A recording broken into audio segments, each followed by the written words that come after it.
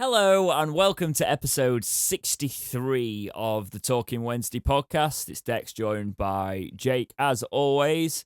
Here to talk about all things Sheffield Wednesday with a lot of babble in between. Aye. But we'll start as we always do. How's your week been, mate? It's been not bad. It's slowly getting things sorted health-wise. It's getting to the point where I can start looking at getting some things done. We've squirreled away some money to get some fixes done, which is nice. And painting Very and nice. decorating. It's one of those time of year where now it's Easter. I've got 2 weeks work on my little and trying to figure out what she's done. She's already done my head in the first hour. So I got that gonna be fun. But she just started dancing like we mentioned a couple of weeks ago, and she had her first exams yesterday and smashed it. And they're very impressed with her because she picked it up quite quickly. So it's been really good. It's just one of those things, trying to plan for the summer period now, because I'm very much aware there's not many games left and the channel will go dead. So I'm trying to figure out what I can get on the channel to get going and keep it relevant, because that's where I know I'm going to struggle this year. What about yourself? Yeah, it's good. I'm finishing off some things. Got another week and a bit of that. Finishing some things off, and then I'm going to take a few days. Going to go away for a few days, but I'm working away from here mainly at the minute, so Yeah. I'm only literally popping in here to drop podcasts and things like that. So By the way, you've been asked for more music making by Worko. Have I? Yeah, because he uses them on his stream. He uses what? He played some of your music when he was streaming the other day. My lawyers will be in touch. No. No, fair play.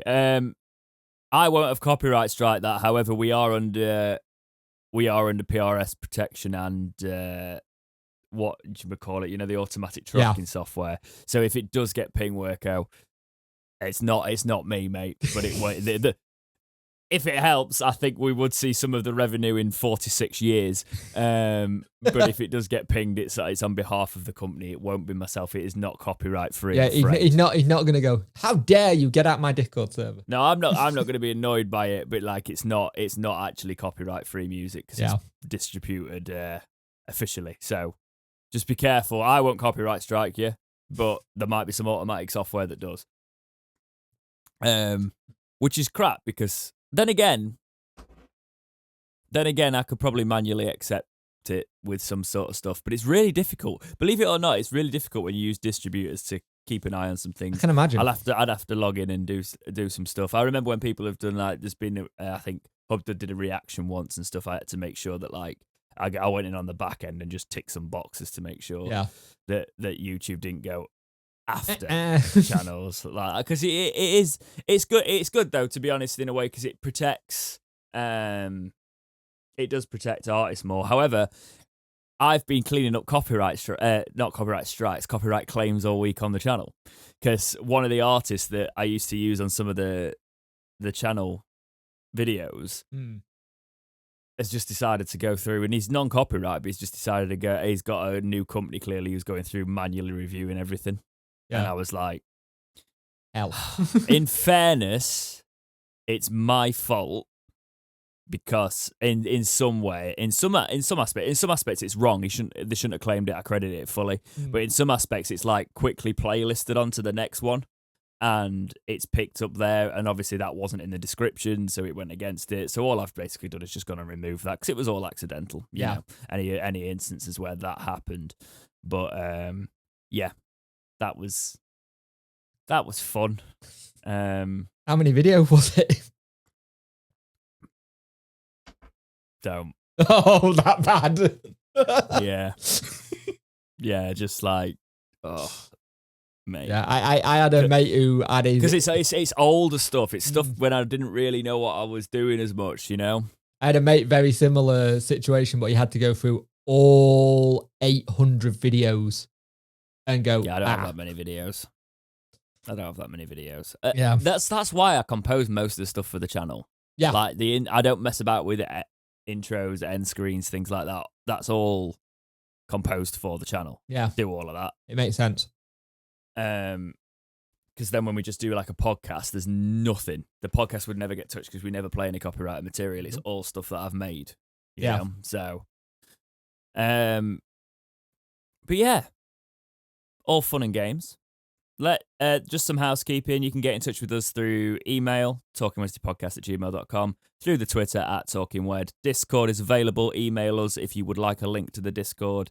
And through the community tab, which we did put up for the first time in a little while on the channel this week to get some topics in. We'll be talking about that later. We would like more people to get involved, as always, and now we're opening it up and trying to be a little bit more like we were in the olden days of the podcast. Trying to put it in more places so more eyes can see it and more eyes and more voices, can get involved in the community, and we're not just locking it behind the Discord. It does get locked behind the Discord when we're very busy and we just need quick responses, but we do try and reach out more because that's what the podcast was supposed to be. Apologies, that was obviously with other things going on, I've not always been able to put it everywhere. Other life commitment gets in the way. There. Yeah, but the podcast carries on strong. Wednesday have put a video of Barry Bannon and Jack Hunt out on the website. I'm yet to watch it. I haven't seen it yet.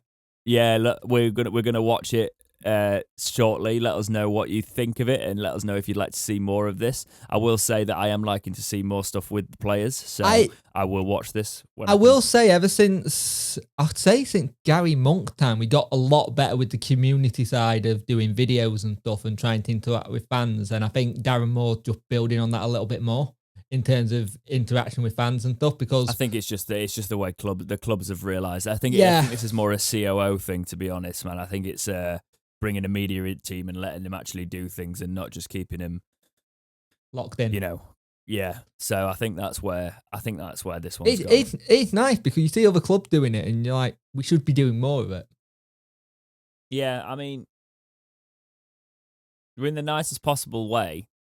I'm not saying this about any players at our club, but you do watch some of them in other clubs, and some footballers you just remember why they're not on camera much. Yeah, As my uncle used to say, nice lads, the footballer Jesus. for a reason. Well, yeah, there's the personalities are like, Jesus Christ, man, you're lucky you're a footballer. Yeah.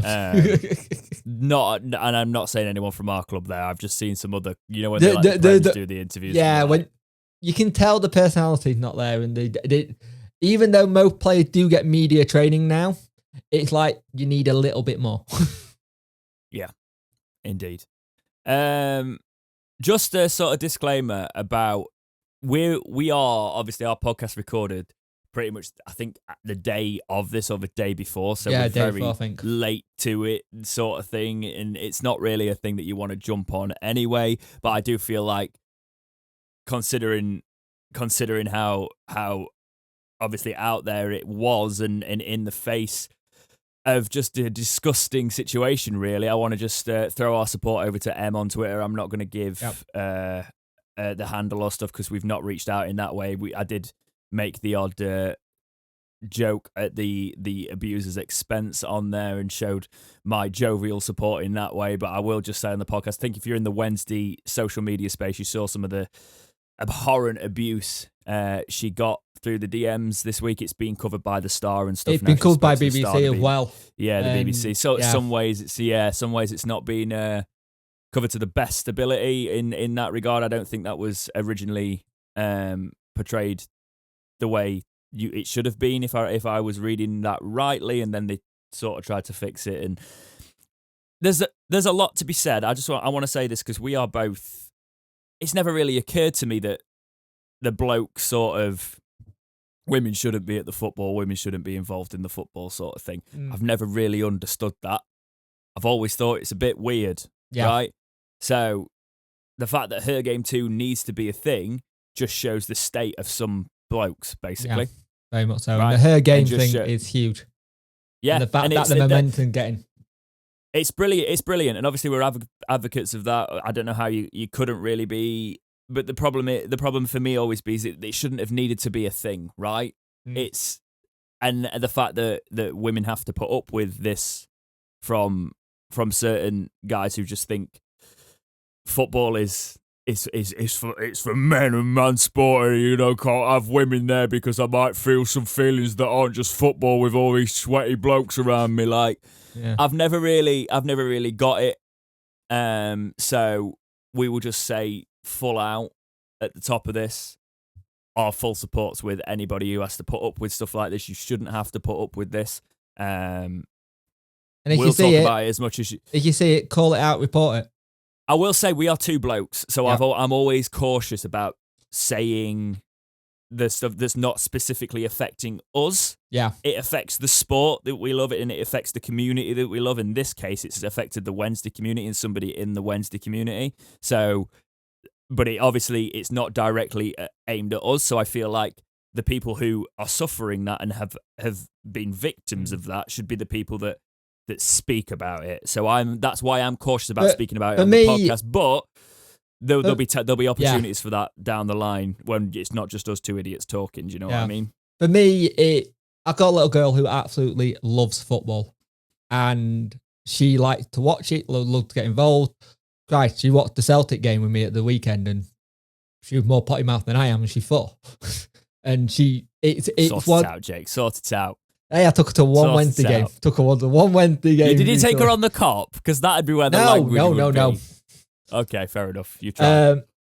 But she loved football, and the thing is, it should be for everyone. It's not a his and her game; it's everyone's game. We're all there to support the same team most of the times. And the fact that they came from a so-called Wednesday fan is it's not. abhorrent. Hey, it's an anonymous account with some just no sense of decency. But there have been other situations where other Wednesday fans have.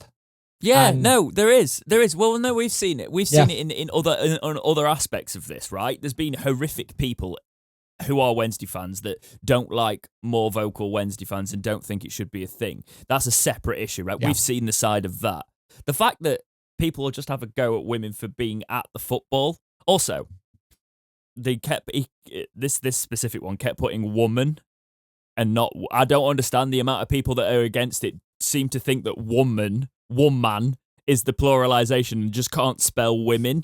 And I think that has something to do with the intelligence of the people that are spouting this crap, basically, because it's all no woman at football, right? Okay. Yeah. Okay, don't clip that out. But no, I'm just obviously it's a horror. It's got no place. It's I still can't wrap my head around it. So I don't want to. I would love to. I would love for us to be able to do something down the line and be more of an advocate ourselves of different voices in football, and we will very much do that. As you know, it's been 63 episodes so far of two idiots talking, but we will when we open up the floor, and we are talking about opening up the floor in the near future. It will be we will try and make that as that sounds like a t-shirt idea. Talking Wednesday, just two idiots talking. I do know we have women in the community that listen as well. So and I understand actually why they wouldn't come on the community calls, because you'd feel like if they'd have to put up with this sort of stuff. Obviously, that wouldn't be from us, but we control what the audience.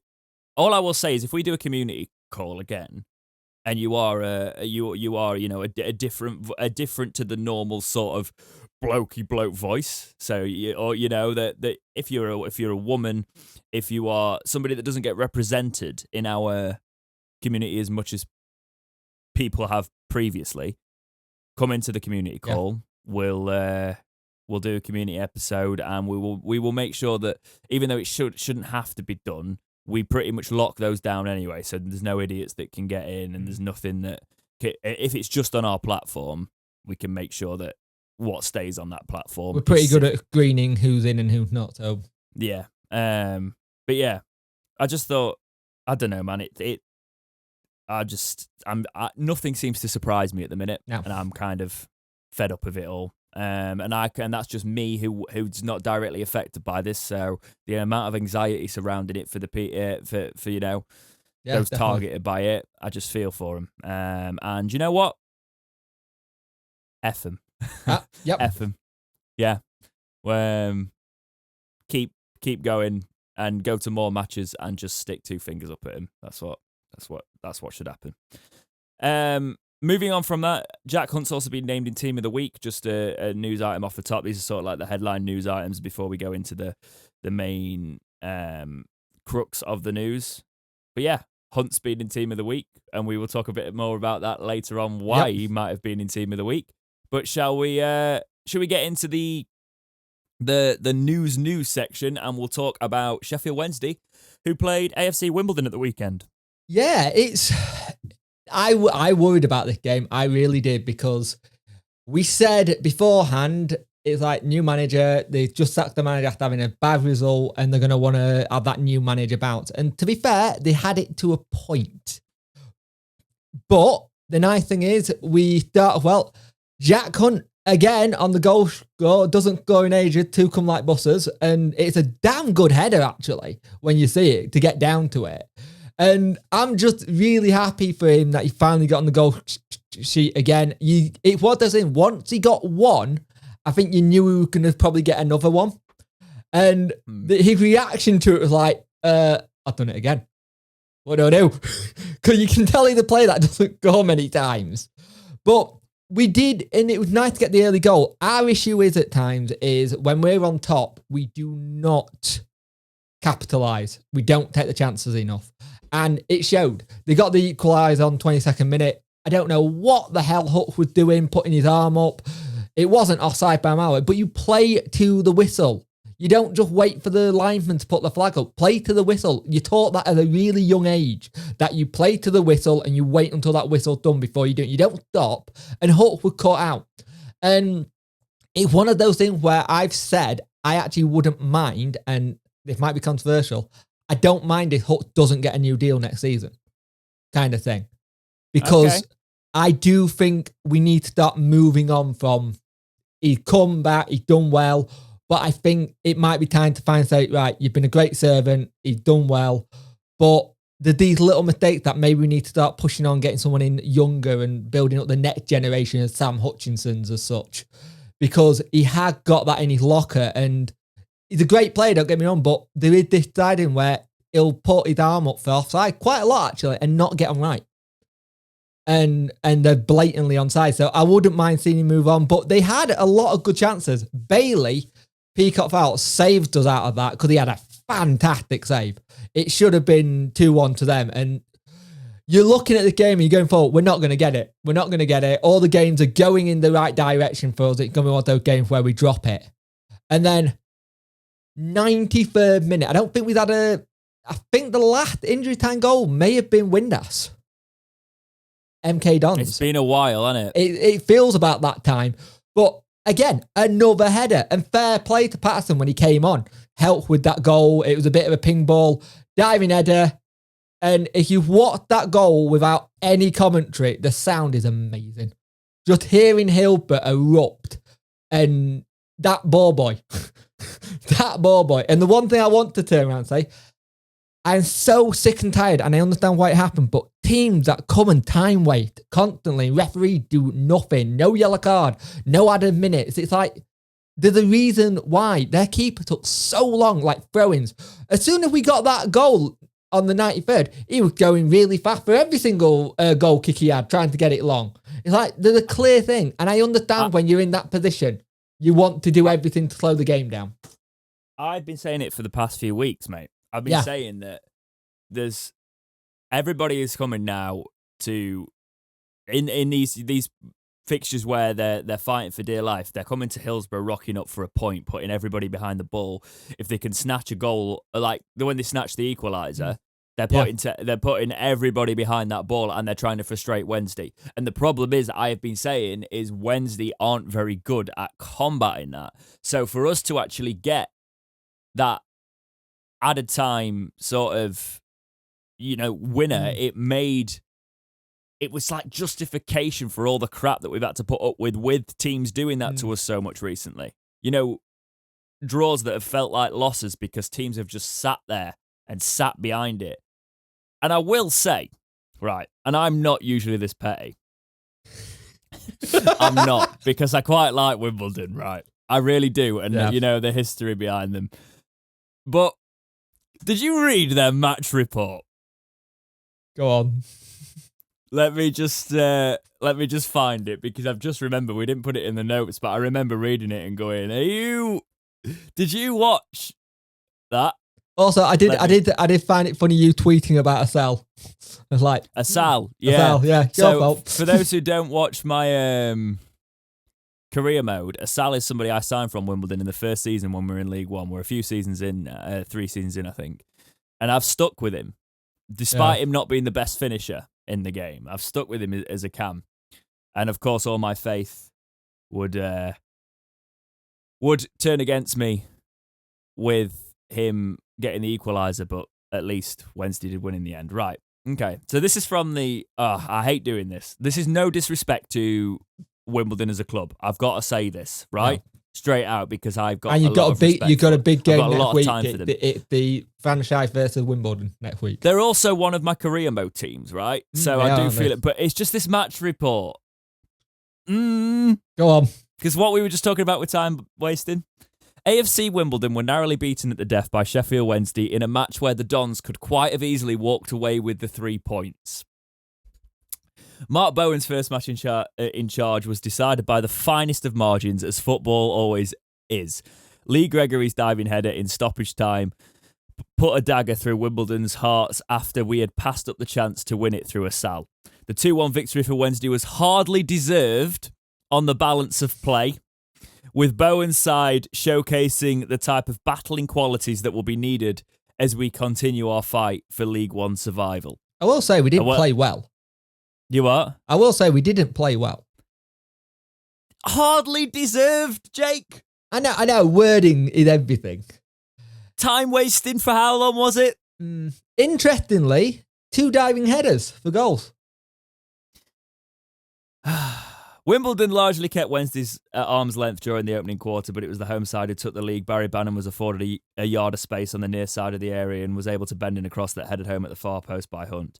However, it didn't take long for the Dons to get back on level terms, and it was Robinson who played a key role in the move. A lovely flight of ball over the top from Nightingale saw our academy graduate beat the offside trap before his cutback was emphatically slammed into the roof of the net on rushing a Sal. Balls in behind the Owls' backline were proving to be very effective for Bowen's side, with the likes of Raduni, Sal and Robinson often blindsiding the opposition with their movement, blindsiding them. To be fair to Wimbledon, they've done the homework, because that is the best way to get it when they've back 3. You get behind us and you're in. Wimbledon almost had a moment they were waiting for when a quick break saw Radoni, Sal and York come forward. The ball was eventually threaded through to a Sal, with only the onrushing Bailey Peacock Farrell to beat, but the forward shot was straight at the Burnley low knee. However, it was the hosts who stole all 3 points on this occasion, with the ball being directed across the path of Gregory, who headed home from close range and in the process crushed our hopes of taking something from the game. I just don't think that's very professional word. I don't think that's very professional wording from the match report. I know what you mean. That was my take on it, because that's on the official club's website match report. Yeah. Right? It does. That can be a fan write-up. Yeah. You can't time waste. My argument on it is you can't time waste for that long and then have a pop when a bit of the housery happens and we get a winner in the added time. We weren't at our best. No. Okay? We don't play our best against teams that will come and time waste and put all the men behind the ball, right? I just found that stuck out to me, right? Because the other teams that have played like that have actually said in their match report that we had to go back to basics. Yeah. You know, we knew what we were up against with Wednesday, but they weren't bitter about it when it's been like a draw or when we've got a winner or something, you know, but that match report, it just stuck out to me because I was like, that's not representative of the club for me. The AFC Wimbledon, come on. I think we all want to root for him. Yeah.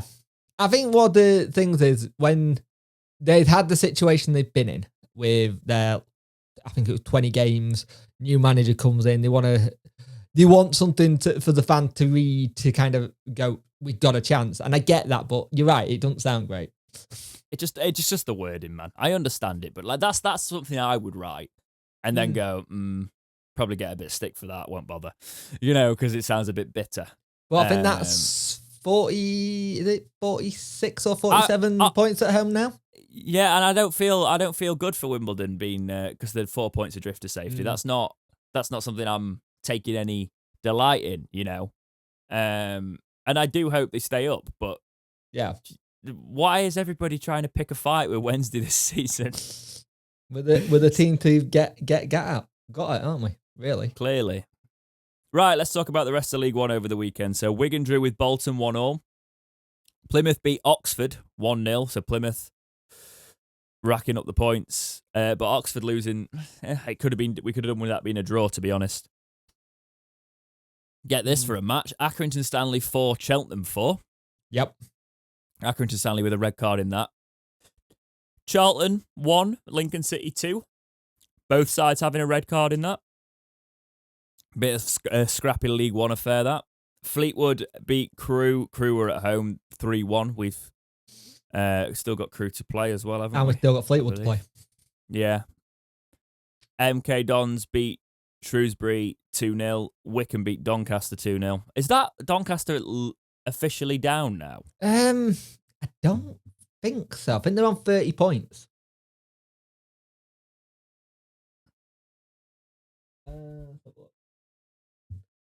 Donny are on 30 points, Crewe on 25, and Wimbledon are on 33, and Morecambe on 35.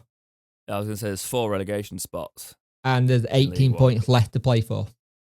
Okay, fair enough. Wednesday beat Wimbledon 2-1. Sunderland beat Gillingham 1-0. That was last. That was annoying. That was a 96-minute winner. Yeah. And they were nearly dead and out of it, and it was like, you would, wouldn't you? 1-0 as well. Morecambe beat Burton 3-0. Burton picked up a red card in that. And Cambridge beat Ipswich 1-0. So where does that leave the table? Well, it leaves Rotherham at the summit, 39 played. They on 80 points. Wigan have played 38 now. They are also on 80 points. I think Wigan are winning the league. Even though it was a draw. MK Dons, 79 points, 40 games played. Plymouth, 77 points. Yep. This is a ridiculous top end, this, isn't it? 41 games played. Wednesday in 5th with 72 points, 40 games played. Sunderland in 6th, 40 games played and 70 points, so 2 points behind Wednesday. Oxford, 40 games played and 69 points. So we are 3 points in those playoffs. Now, as I said to you on Messenger, Plymouth could be our kingmakers here because their last 4 games are Wycombe, Sunderland, Wigan, MK Dons. Yeah.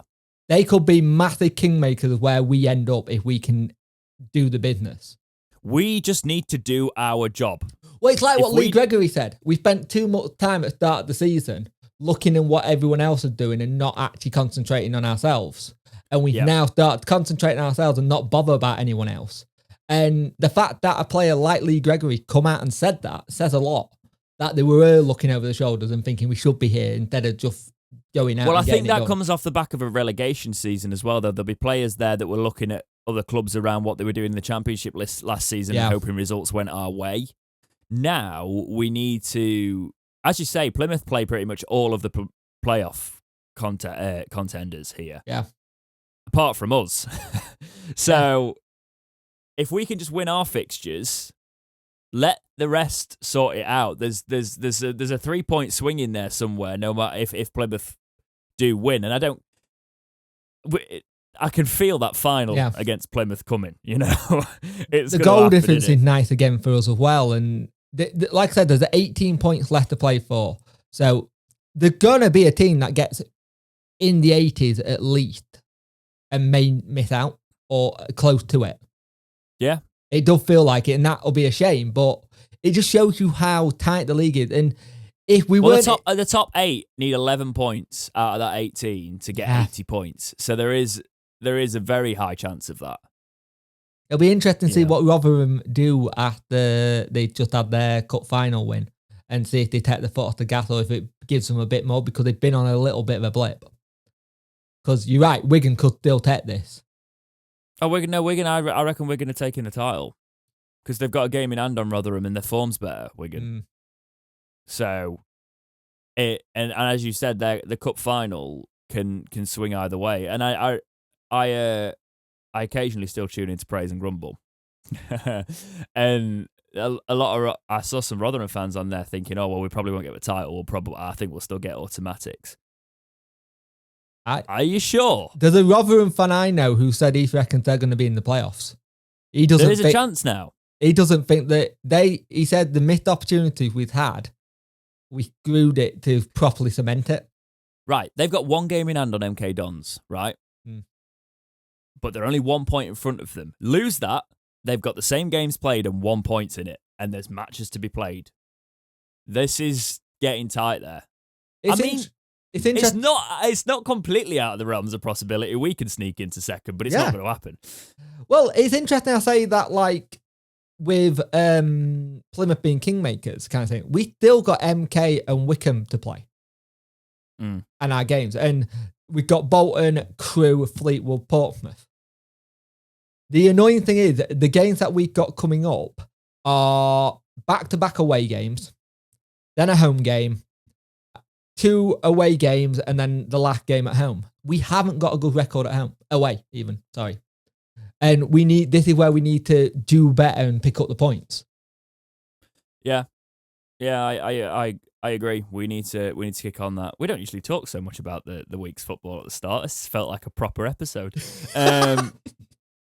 I don't know why I spoke about Hunt being in the team of the week at the start. I don't know why that was in the notes at the top, but there's more Wednesday players in team of the week. We've actually got Dean, Hunt, Byers, Luongo, and Gregory in there. Yeah.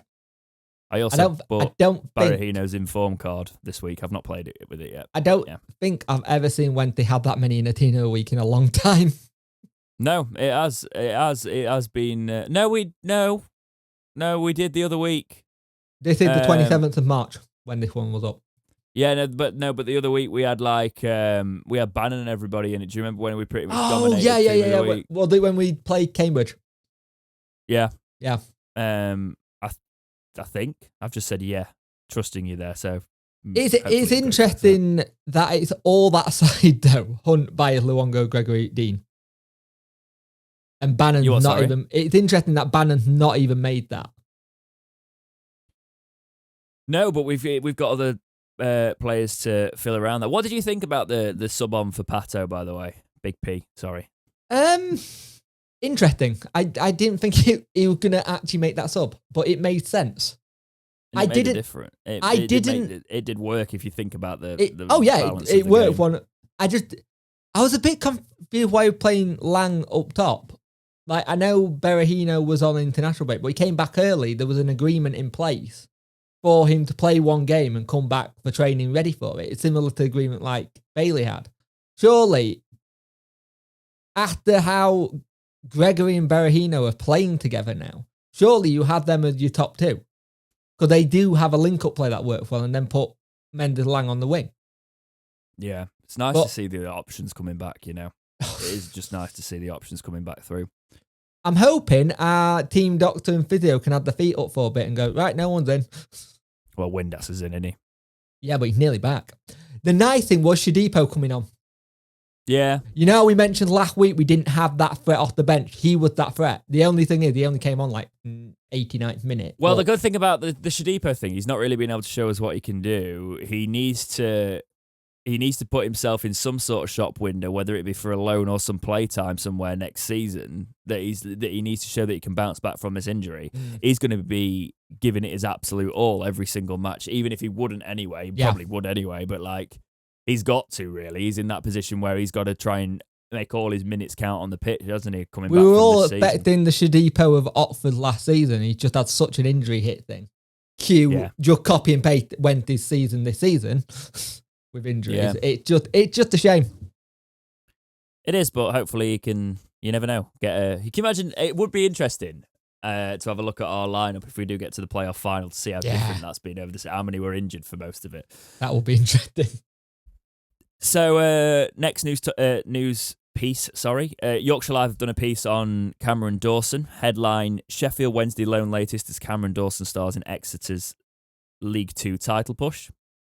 The 26-year-old has been a first-team regular for the League Two side this season. He is due to return to Hillsborough this summer. Quote, it has been a stellar season for Cameron Dawson. The Sheffield Wednesday goalkeeper has starred on loan in their promotion tilt. Dawson, a lifelong Owls fan, racked up his 15th clean sheet in Exeter's 1-0 triumph at Newport County last weekend. He pulled off a crucial save to deny Telford an equaliser as Matt Taylor's side hold up. I can't read still, man. This used to be what I did, right? Yeah. I'm annoyed now. Matt Taylor's side held on to extend their unbeaten run to 7 matches, end quote. I think my eyes are getting worse, Jake. Again. I need a bigger I'm going to get a bigger screen. I'm going to get a bigger screen with it all on. So that was Dawson's. This is still from the article. It's his you do realise you're not helping Andy Boomer comment he made. Can I read the article now? Shut up. It was Dawson's 41st start for Exeter this season. You see, it's the journalism talk as well, right? We're butchering this article. Sorry, Dom. But it's because he's using their nicknames and he's doing all the journalistic things. And I'm like, I'm just going to paraphrase this because my eyes are not working this morning. But he was speaking to Devon Live about him coming back to Wednesday or the possibility of him staying in Exeter. And he said, and quote, there has been no discussion and I have not spoken to anyone. I signed on loan here for the season. And that is the job I am here to do. I signed for Exeter City. I am fully here for this season for the promotion push. And I will give it my all and hopefully it will be a successful season. I can't speak highly enough of the fans and they have taken to me wonderfully. And I love playing my football in front of them. I am not a social media man, but I do appreciate all of it. And it's been fantastic so far. So, end quote, obviously. He's not really, he's coming back to Wednesday. But yeah, he didn't contract till 2024. Now, if Exeter go up, if they wanted to, would you turn around and say, do you want to go? If they put a bid in for him? And then, or do you want him to come back and fight for his place? Now he's got that full season that we needed. It depends what we do. Because if we get promoted, I think we bring in an old Ed. Yeah. You know, I think we bring in someone who's got that, we bring in an experienced goalkeeper. They might try and loan Bailey again. I don't know. That all depends what Burnley do, because they're very close to probably going down this season. Yeah. They might be worth, it's worth keeping you for championship like we would. It's going to be interesting to see what we do on the keeper situation, because as much as we'd all wanted Joe to do well, Joe's out the door. Joe's not done enough. It's a shame. He's a Wednesday lad. It's just not put on there. I think the injury that he had really knackered his chances of getting into the Wednesday team when he was having a good period. I don't think Dawson had a lot of help being thrown into it when we could have Westwood in just to take him out. But when you're a goalkeeper, it's one of those hard ones. You want to play. And if there's someone ahead of you, you've got to prove to stay in it. And he probably was in the wrong team at the wrong time for him because of what the situation was. It's shown he's gone to a different team, different mentality, and he's thriving. But this is what you want when you've got a keeper out on loan. You want them to progress. You want them to show what they can do, and then hopefully come back in the summer and go, right, I want that number one spot. Well, that's we've been saying for ages. We need to send our players on loan. They need to be able to prove themselves. They need to be able to come back and fight for positions. That's what he's doing, okay? And we'll either get a fee for him, or he'll come back and he'll be a different keeper and he'll have the confidence of being a solid League Two keeper. The Championship is 2 steps up if we get promoted. That's the thing, okay? If we don't get promoted, because obviously playoffs are a gamble, they're a lottery, I can see him coming back and slotting straight in as our number one anyway.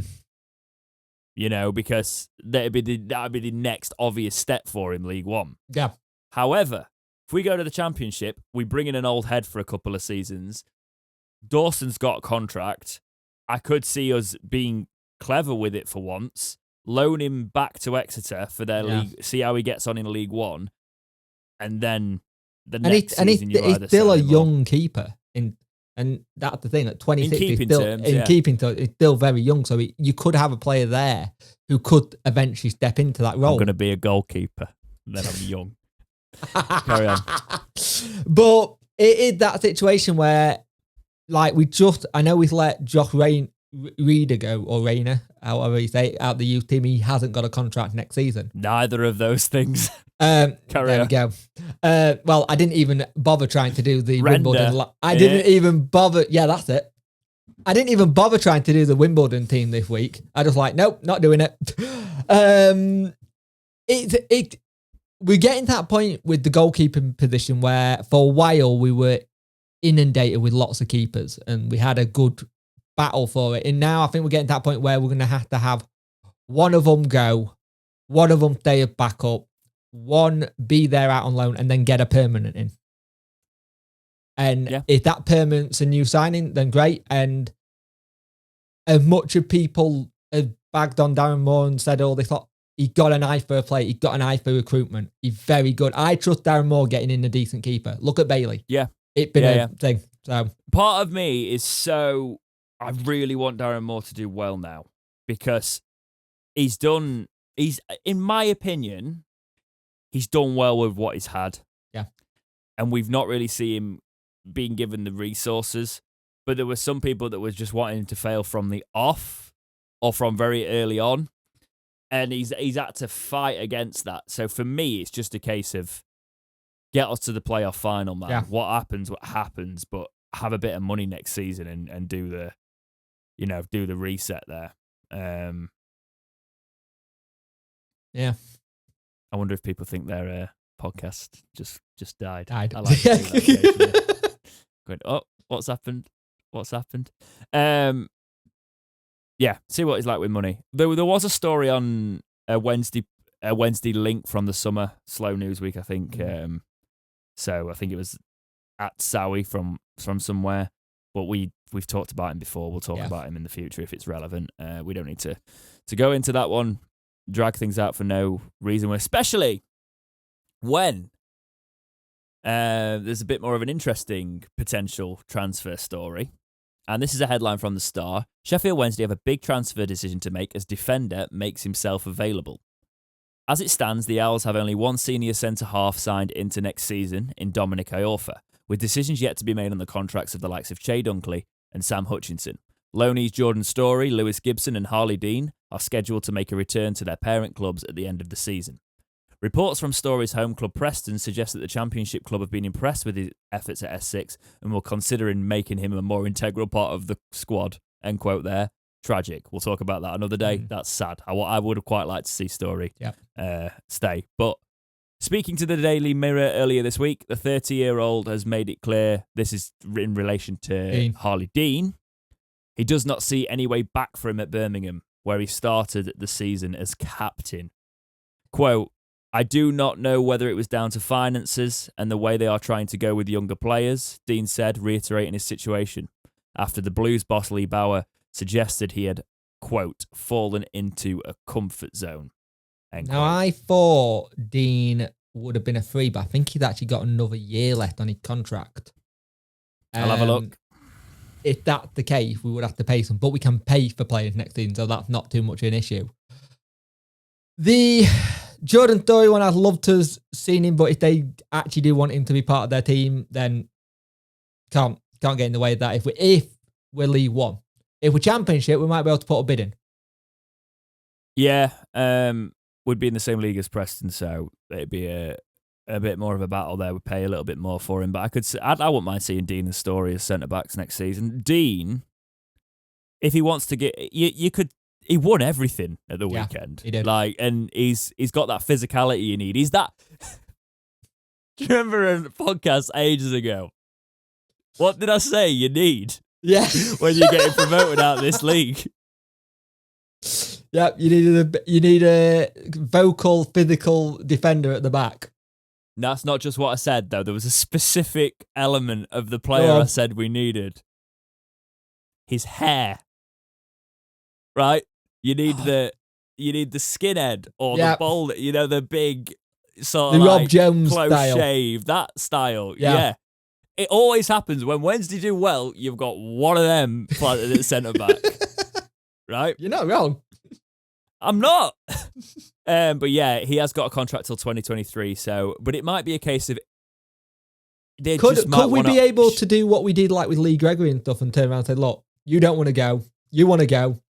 They don't want to keep you. Instead of you trying to have bids, we'll just take his wages. We'll just take Yeah. That's the thing. I think Birmingham, he was their captain. They'll be paying him a decent chunk of change, right? And I think Lee Bowyer come out this week and said, I don't see him in our plans at all, and it's going to be done. And Birmingham are a club that are in a little bit of issue ownership again. Fans are on the backs, and they have been for a while. It's more and more you're seeing with a lot of these clubs, Derby, Birmingham, Reading, the fans are starting to look into how the clubs have been run.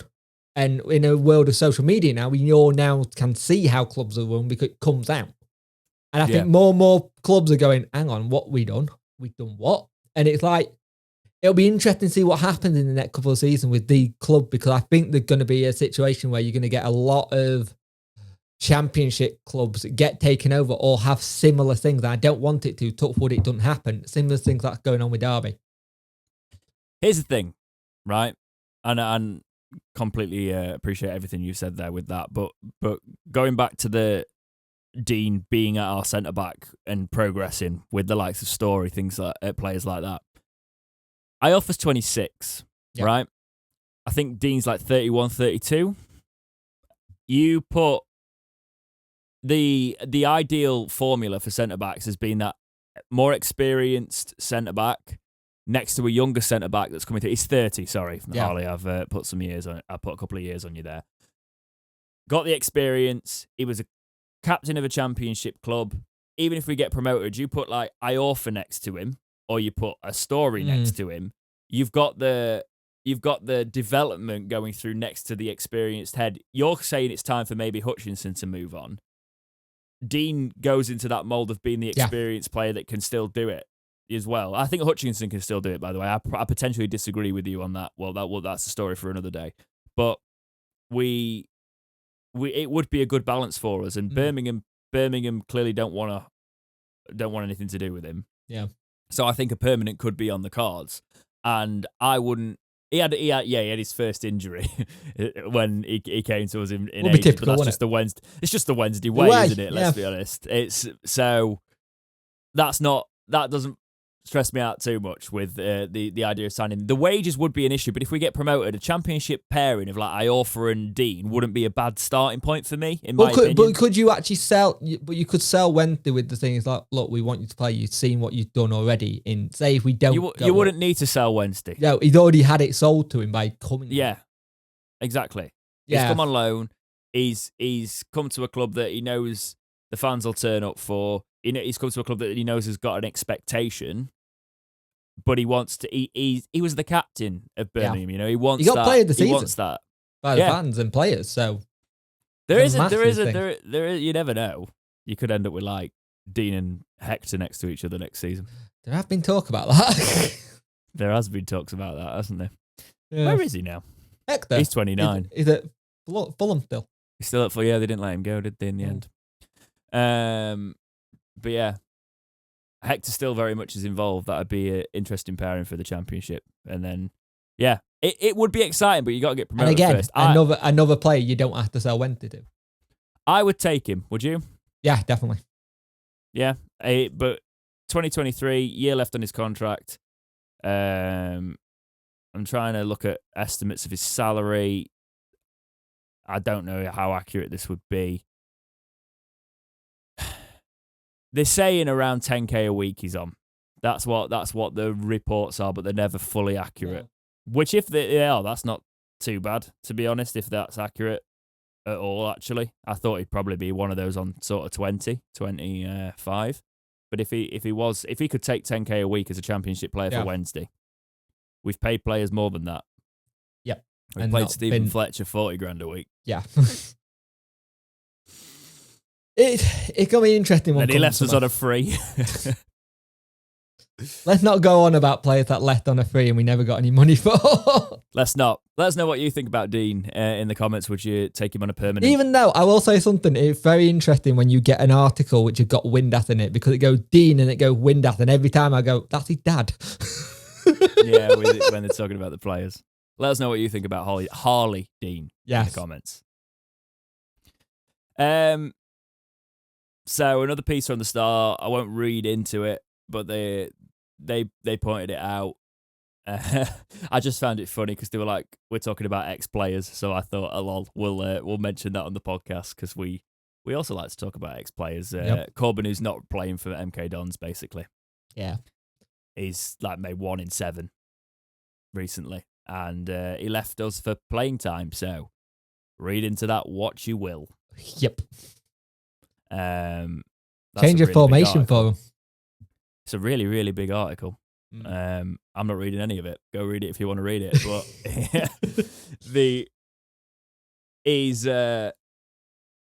I liked him when he was with us, but I think it was bad. It was a bad idea for him to go.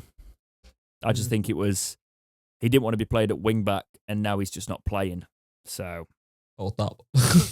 Awkward.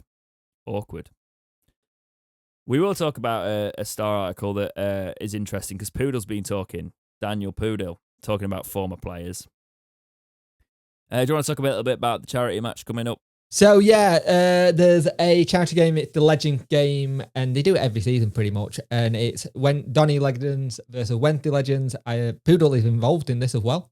My good friend Dapper18 is involved as well. There are still tickets. Let me find it's the Eves Trust or Ever Trust, however you say it. There are still tickets to the game, so please go and support it. It'll be good. Give me a look. No. I was just processing how you pronounced it. Carry on. I believe it's the 7th of May, if I remember correctly. Yep, 7th of May. Come and support it. It's a very good game, and they've got a good lot of players in now. I know Ross Wallace is going to be there for Wednesday. Rob Jones is playing for Donny. So there's the lineup is getting better. I think Brunt is there as well. I think normally they would have Lee Bullen, but because Lee Bullen's now managing, I don't think he's going to be in it this year. So come down, have a good time. Raise some money. Is this the same one? I thought there was 2. Yeah, I thought there's another one. There's 2 in there. Well, that's the one I'm talking about. The one with Poodle in it. The one where it's the Czech Republic, Jake, not the other one. Okay. Yeah, that I mean, support. No, it's all right. I'm not putting a cut in. We'll support both. It's fine. Obviously, it's for charity. But I was like, what are you talking about here, man? This is not the one. This is Is this the Czech Republic Wednesday one? Yes, the one that Poodle's involved with. No, he'd been promoting others as well. They've been confusing. Never mind. Right. It's Wednesday Legends versus the Czech Republic Legends or something or whatever they said, or Poodle's mates, basically. It's basically like a testimonial that he never had. Pretty much. Let's go into the article while we. Yeah. Will. I wonder what you were going. That's why I was sort of like doing this. Like, hang on. No worries. Right. At least it's not just me that's melting brain-wise. So this is from the article, the Stars article. Quote: While he may still be retired, if he'd chosen that 2-year contract at S6, the former defender admits he'd rather have spent the last few years of his career part of the setup with Wednesday, even if it meant spending time on the bench.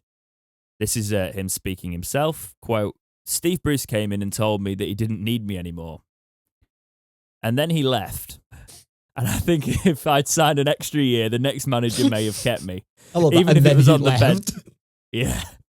Even if it was on the bench or a second choice. Looking back, I'd rather have stayed here than go back to the Czech Republic. I'd rather have spent those years on the bench at Sheffield Wednesday. I always tried to do my best in every single game. I knew I wasn't the most special player who was skillful or whatever, but I knew what I could do. I was a hard worker, a runner. I always did whatever the team needed from me. I'd like to think the fans appreciated those things. When I arrived, I knew they were a historical club and that they had a few tough years, but I settled well as soon as I came. I never have any trouble when I come to a club. I'm never involved in any of the troubles or anything. To be fair, if you go to a club and you're playing well, then the players will take to you sooner anyway. It was a great group. There was a big bond there. It was so nice. After the game, we could go out for a beer. And you think that you could see, and I think you could see that we really liked each other. We always stayed behind each other. So back into the article. This has told us a bit more about the game. Poodle has teamed up with the Owls for a special charity game that will see a team of Czech internationals go up against some of Wednesday legends. And there are already some of his former teammates signed up for the cause. Luvens, Wallace, are there, and there's also apparently a chance that Semedo could make an emotional Hillsborough return. That'd be good. It's good that we're doing these things at last, though, because it's been a while since we've done the kind of things. And also, if you're on Poodle's Twitter or Instagram, he got a fantastic free kick the other day. He's still playing. He's playing like Sunday League or something, and he's still playing. He scored an absolute pearl of a free kick. And the thing is, what a lot of people know, Poodle did go to Czech Republic, but his family's still in Sheffield. You see him around Sheffield, and because he's now back in, you see him all the time. The amount of people I've known who I bumped into Poodle today, kind of thing, because he saw me have a Wenty shirt on. He's he does still get involved with the club, and it's good to see. But it's interesting to see that players do move on and they get released, and they would be part. There's been an air about Wednesday their players will be part of the cause, And I think in some of our defensive issues, Poodle wouldn't have been the one that I'd have shipped off, to be honest, when we shipped him off. His legs were going by the looks of it, if I remember rightly. But he could have still done it, though. I said Hunt's legs have got, and Hunt's legs have started to go, and they are going, and he's not as fast anymore. Yeah. But he's just scored 2 in 2. So I'll eat my words on that one. Okay, go on. Like I say, it's good that we're starting to do this. I think the club should try and reach out and do a bit more of these, because we don't do the typical players who have been here for years testimonial matches or get their final. There's the players that were in this team that never got to say goodbye. Yeah. We've said it before, it's like Palmer needs it. We need to do that. We just kind of like bring them on the pitch. We gave like Wallace and Luvens like, oh, here's a whatever, like little trophy or something. Yeah. Thank you very much. Like anyway, at the weekend, Wallace could have done it for another season for us as well. When we released it. At the weekend, ridiculous. Drew Talbot was a guest of the club. We just need to. I'm glad, as you said. I'm glad we're doing more of this stuff. Right, going into the community topics. Steve White writes in. Get ready for this one. With Irrigidi's Celtic future in doubt, would you guys have him back at Wednesday? No. If he came for free. If we get to the Championship, or has the damage been done when he upped and left? If we did, he'd surely be a long-term replacement for Hunt. No. I wouldn't have you. You had the opportunity to sign for the club, cement yourself as that long-term replacement this season and try and rebuild it. If you haven't made it at Celtic and you're struggling in Belgium now, well, it says a lot about what you went for.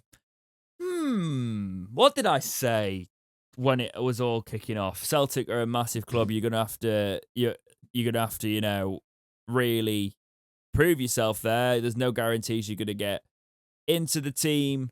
Wednesday have shown faith in you. They gave you your first professional appearance. It went viral. There was all that. We've shown faith in you in a relegation season. We hope that you would be part of the future. It screams a little bit of Sean Clare, who's now at Charlton. I don't respect the way it went down with Irrigidi. So no, for me, I wouldn't have him back. Because to be honest, I said the same. I said it all at the time. We need to stand firm and not have these players back if it doesn't work out for them. We are not a club that you can go and it'll happen now. We'll sign him back. But we shouldn't be a club where you can sort of mug us off in that way and then just rock back and nothing's happened. Nah. The way that went down, I don't care. He can go to another League One club. He can go to a League One club. We'll go to the champ, or even if we get to the Championship, he can go to another club. I don't care. Yeah. You don't do that to Wednesday. You showed us the promise, and I understand him wanting to go, but you needed another year. I understood him more than Shaw. Yeah. I've not even heard about Shaw. Is he doing all right? Liam Shaw's at Motherwell on loan. Right. So, yeah. Okay. Said it all really, done it. Let's have a look, shall we? Um, Hang on. 5 appearances. Nope, sorry, 4 appearances. He made 1 appearance for Celtic, and he's made 4 appearances for Motherwell this season. Interesting. They're interesting signings that they made. Rigidi, let's just look at those. I think he made 1, maybe 2. No appearances for Celtic. Oh no, sorry, he made 1 continental appearance for Celtic. He's made 5 appearances for the Belgian side. Is it Oosten? I can never say it. Oostenade? That. You're asking me to. Is it right? Whereas for Wednesday last season, he made 17 appearances and Shaw made 22. So both of them would have been in this team this season. Yeah, and they would have been able to build their careers. It's exactly what I said. And they'll probably still will have careers this time to kick on and stuff like that. But they're still young lads, but it just saw it coming a mile off. Yeah. It's just stupid. We were getting relegated. That is the time for you to shine. We brought in players that are having their time to shine now.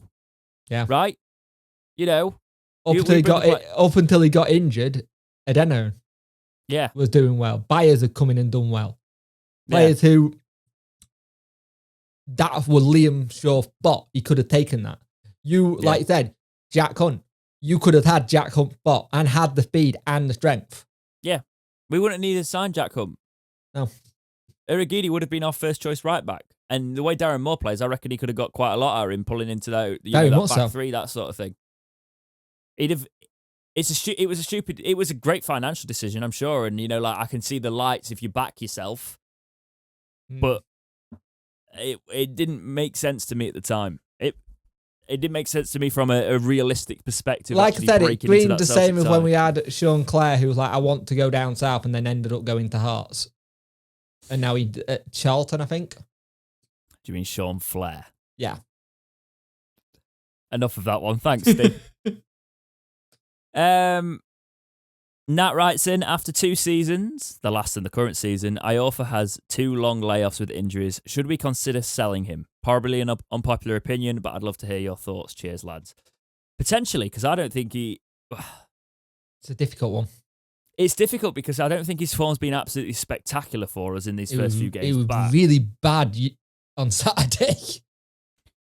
I'm willing to let him settle back in and things like that, but I do see it is a player that sort of got the air of Wednesday might ship out at some point. It does feel a bit like that, and make some money while we can. But again, I really like him. And also, he's our only centre back on contract at the minute. Yeah. So yeah, and we got to remember that if we can keep him fit, he was one of our best players, if not our best player. So let's show some loyalty. If we always talk about players showing loyalty, we'll show it on that side. And you get him in a pre-season again where you can get properly up to speed. You probably get Iorfa back of old. Yeah, and then he leaves on transfer deadline day. If that happens, I'm going to be so annoyed at you. It might happen. It might happen. Right, let's look ahead to the next match. So Wednesday play Bolton. In the next match, who are currently 11th in League One on 59 points. Their record is 7-8-15. Home record, 10 wins, 5 draws, 4 losses, 35 points. Away record, 7-3-11, 24 points, sorry. So their home record is better, which is interesting. They have scored 61 goals and conceded 50 with a goal difference of 11. Their last match was a 1-1 draw with Wigan. This could be this is going to be a battle, this, and Kieran Lee might be back for it. Ooh, that will be interesting. Apparently he's on the mend and could be back for the Wednesday match. That will be interesting. Like, the thing I got is, like, we've got a really good home record with 47 points, I think it is now, and only 25 away. We've got 4 away trips coming up, and this is where I think it's going to count for us now. Because we've shown how good we are at home. We need to now translate that on the road and just go up to a team and show what we can do. And there are some places that when to go to, when we get going, it can feel like a home game to us because we got the fans there and how vocal they are. I will admit, sometimes this season at Hillport, it has been really weird how quiet and dead it's been at times. But we've managed to get it sorted. And we just need to make the most out of these away games we've got coming up. Because I can't say anything because I don't chant at matches much anymore. I can't. I use my voice literally every single day. You can't have it that you've got no voice on Monday. No, professionally, I must look like a right git at matches because I can't chat because I know what it's like because it gets so loud when you start chanting. Yeah. That every morning I wake up after a match, and it used to happen. It happened for years. I'd be like, because you're not doing it properly. Yeah. So I just have to stand there. I applaud. I celebrate, but like I can't sing because if I sing, I'm losing my voice, and then my line of work is in jeopardy the next morning. Unfortunately, there can be a lot of people who see the fixture list who go, "Oh, this game's easy." None of these games coming up are easy now, at all. You've got Bolton, you've got MK, you've got Crewe at home, you've got Wickham, you've got Fleetwood, and then you've got Pompey. Crewe and Fleetwood really technically should be the one that we do well at, but we know what we're like. We'll see. We'll see. We've got plenty to talk about as the fixtures roll on, and hopefully with these Saturday matches we have a full week to reflect, look at it all, and then come in, and we will do that. Yeah. How are we doing next week? We'll talk about that off camera. Yeah. It's a busy one, being Easter. It is, yeah, it is. So, even if we're not the most timely on things, we'll be around. Follow all the socials. Yep. So you can keep updated with the Talking Wednesday podcast. But that is all I've got this week. Anything to add, Jake? Enjoy your Easter, and if you can spend time with family, do so. Yeah, I mean, not many people get time off over Easter. I mean, I've happened to just book a few days. Like I said, that's why I'm saying... You've got a child, you follow the term schedule, so you're like, Anyway, take care, and we'll see you in the next episode of Talking Wednesday. See ya.